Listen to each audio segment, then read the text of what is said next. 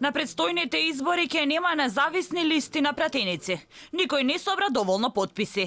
Од Државната изборна комисија вела дека услов е 1000 потписи, а најголемата бројка која успеал некој во овој рок да ја собере е 553, со што автоматски никој го нема исполнето критериумот за кандидирање за независен пратеник.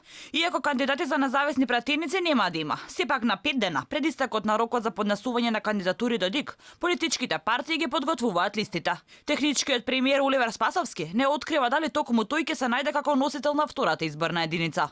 Што се несува до тоа како ќе бидат листите, тоа ќе мораме да, односно и вие ќе мора да прашате во партијата како ќе се одлучува, секако во понеделник ќе биде познато се.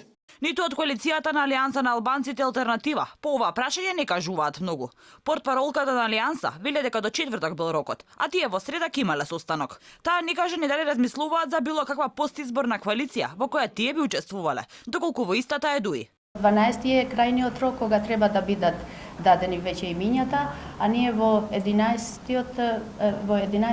март го имаме состанокот во кој треба и ќе се одлучува за тоа.